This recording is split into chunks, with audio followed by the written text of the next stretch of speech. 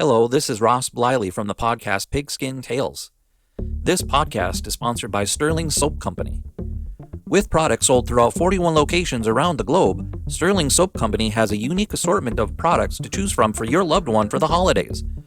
Handmade artisan soaps created by Roderick and Amanda Lovin since 2012, these products are affordable and provide great value. Act now and save on your shipping costs. If you purchase $75 or more, your shipping cost is free in the United States. Shop now online at sterlingsoap.com.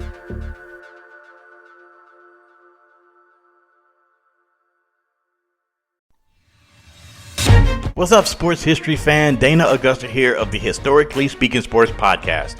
Ever wish you can get behind-the-scenes access to the Hockey Hall of Fame and dive into the untold stories that shaped the game?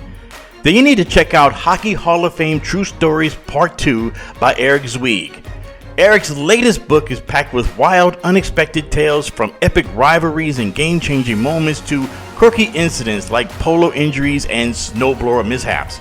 Eric Zweig's impeccable research and passion for the sport of hockey will whisk you through the NHL's early years, the origins of the Three Stars tradition, and how hockey first hit the airwaves. Plus, you get fresh takes on legends like Wayne Gretzky, Bobby Hall, and Joe Sakic. Hockey Hall of Fame True Stories 2 is available now wherever you get your books. Grab your copy and get ready to dive deep into the heart of the game. This podcast is part of the Sports History Network, your headquarters for the yesteryear of your favorite sport. You can learn more at sportshistorynetwork.com. Hi folks, welcome again to another episode of Pro Football in the 1970s. I'm your host Joe Zagorski, and we're going to be discussing the 1975 American Football Conference Championship game.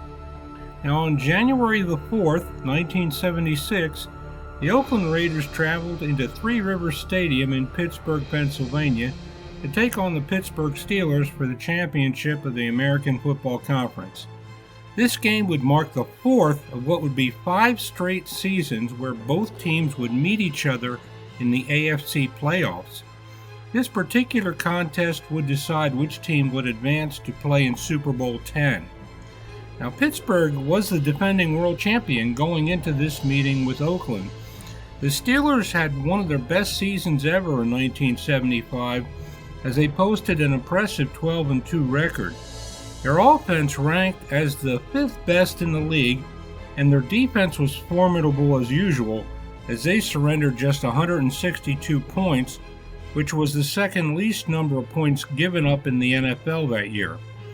Pittsburgh defeated all 3 of their AFC Central Division opponents in both home and away games in 1975, and amid that they posted 11 straight victories en route to another division title.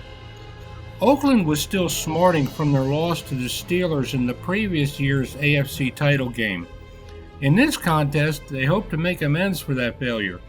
The Raiders' offense was the 4th best in the league in 1975, and their defense was the 7th best in the NFL.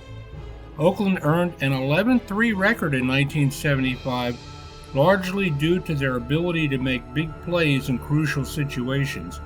That ability would be tested in this 1975 AFC Championship game. The biggest factor when looking back at this struggle was the turnovers for both teams. The Steelers committed 7 turnovers in the game, while the Raiders turned the ball over 5 times in the game.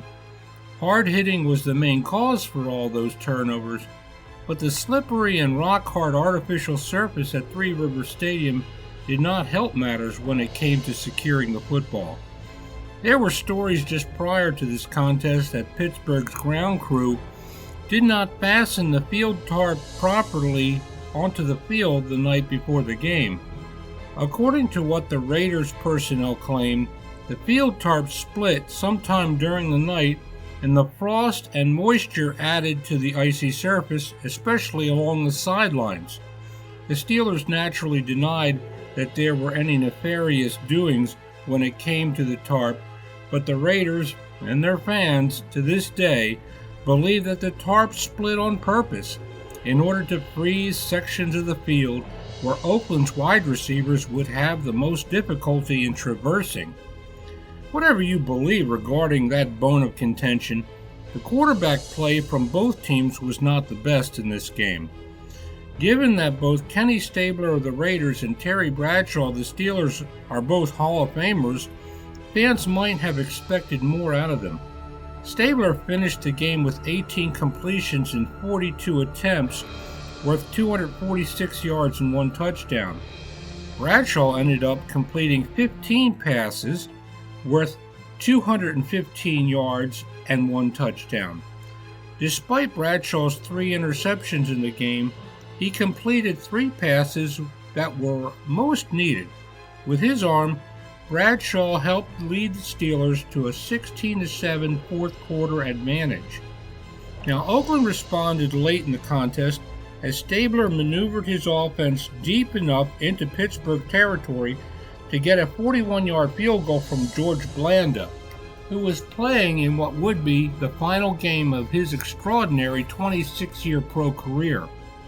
With just seconds remaining on the clock, the Raiders incredibly recovered an onside kick, which gave them one last chance to somehow score again.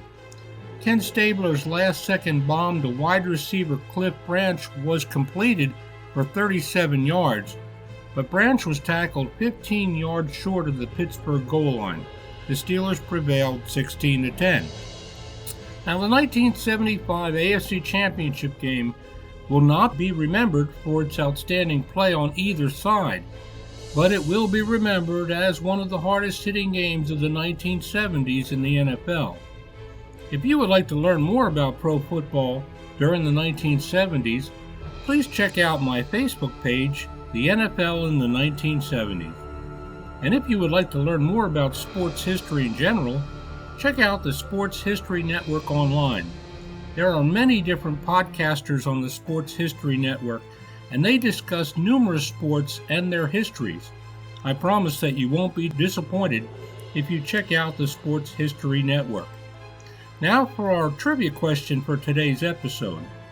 2 different Pittsburgh Steelers players scored touchdowns in the 1975 AFC Championship game. Who were those 2 players? This is Joe Zagorski, your host, once again, thanking you for listening in, and I look forward to chatting with you again next time. Take care. This podcast is part of the Sports History Network, your headquarters for the yesteryear of your favorite sport. You can learn more at sportshistorynetwork.com. Hey there, sports history fan. This is Arnie Chapman, aka the Football History Dude, and I hope that you enjoyed this recent episode presented by the Sports History Network and were able to learn some good old-fashioned sports history knowledge nuggets. I started the Sports History Network back in 2020 with the mission to help podcasters find a community of like-minded sports history nerds, as well as helping aspiring podcasters to start their own shows.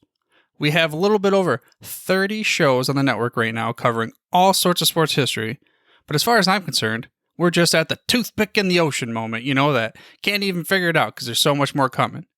We wanted to create the ultimate headquarters for sports yesteryear, starting with Podcast Network and our website, but we're going to continue to move into other mediums as well. And here's the cool part, because we want you to be part of our team.